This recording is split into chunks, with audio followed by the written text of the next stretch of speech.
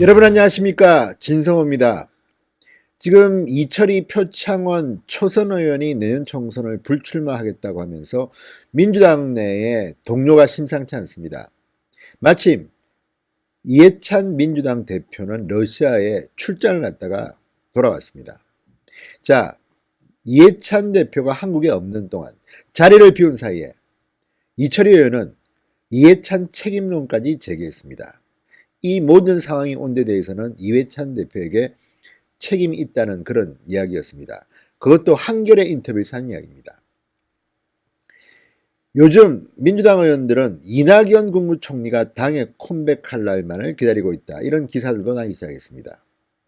이해찬 대표가 좌불 안석일 겁니다. 한때는 20년 정당, 50년 정당, 100년 정당 이렇게 이해찬 대표가 뛰었지만 내년 총선에서 그냥 폭망할지도 모른다, 이런 위기감이 민주당 의원들 사이에는 있다고 합니다. 진성호의 융단 폭격 시작합니다. 이해찬 민주당 대표를 융단 폭격합니다.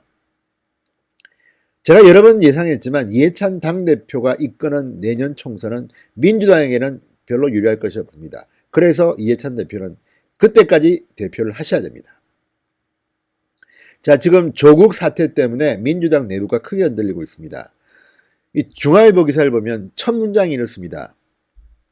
이대로 총선을 치렀다간 20년 집권은커녕 백석 사수도 불투명하다. 이게 아마도 지금 민주당 현역 의원들이 갖고 있는 위기감이 아닌가 싶습니다. 수면 아래서 이해찬 지도부 책임론이 일고 있는 겁니다. 과연 이해찬 체제로 내년 총선을 치를 수 있겠느냐. 지난 조국 사태 때 보니까 이해찬 대표의 리더십으로는 문재인 대통령과의 관계 설정도 그렇고 국민과의 소통도 그렇고 힘들 것 같아, 이런 회의론들이 고개를 들기 시작합니다. 그러나 문제는 이것을 공개적으로 이야기하는 의원은 별로 없다는 겁니다. 이철희, 조응천 정도 아니겠습니까? 금태섭 정도? 그것도 가장 노골적으로 이해찬 책임론을 제기한 의원은 이철희 의원밖에 없었습니다. 마음을 비워서 그런지 모르겠습니다. 자, 그렇지만 중앙일보의 기사를 보면 중앙일보와 통한 민주당의 의원들은 상당히 불만이 심각한 모양입니다. 비주류로 분류되는 한 의원은 이해찬 체제로는 총선을 못 치른다. 지도부가 아무런 역할을 못하는데 무슨 인재를 영입하고 정책을 구상하겠느냐. 시스템 공천이니 뭐니 하면서 혁신 운운하지만 진짜 혁신 목소리가 전혀 나오고 있지 않다, 이렇게 말했습니다. 30일 날 의원총회가 예정되어 있습니다. 이 자리에서 이해찬 대표에 대한 책임론이 나올지 궁금합니다. 박용진 의원이 그런 말을 했습니다. 이제 더 이상 익명으로 이야기하지 말고 자기 이름 대고 발언해라.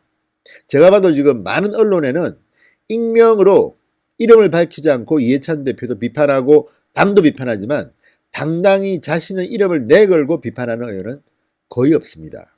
이런 것들을 보면 민주당은 내년 선거에서 힘들 겁니다. 다만 문제는 그 빈 공간을 보수 정당들이 먹어야 되는데 그 준비가 빨리 돼야 될 것 같습니다. 자, 이철희 의원과 표창원 의원, 내년 총선 불출마를 선언한 이 두 의원을 이해찬 대표가 러시아에서 오자마자 불렀습니다. 국회에서 오늘 만났습니다. 왜 그랬을까요?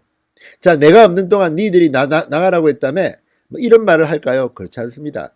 지금 이해찬 대표도 알고 있습니다. 자신에 대한 당내 비판을. 그래서 다독이고 조용히 시키게 하려고 만난 게 아닌가 싶습니다. 이 자리에서 이해찬 책임론, 이해찬 사퇴론은 나오지 않았다고 합니다. 다만 두 의원은 당내 분위기와 특히 조국 사태 때 불만들을 다 전했다고 합니다. 자, 지금 우상호 의원 등 중진들이 지금 이 불출마 선언한 초선 의원들한테 책임을 그런 식으로 지면 안 된다든지 좀 이렇게 묘한 발언들을 합니다. 그렇지만 이들의 비판 대상이 바로 그들입니다. 지금 민주당 내의 586 중진들에 대한 비판이 높습니다. 도대체 그동안 뭐 했냐는 겁니다. 제가 봐도 실력도 부족하고 정치만 했던 사람들입니다. 자, 이번 이해찬 체제가 이들을 과연 물갈이할 수 있을까요? 그래도 민주당은 초선들이 불출마 선언했기 때문에 분위기는 무르익는 것 같습니다.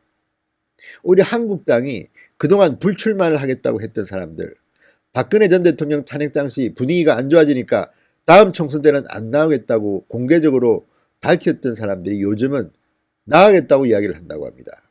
이것들을 보면 한국당도 그리 사정이 좋아 보이지는 않습니다.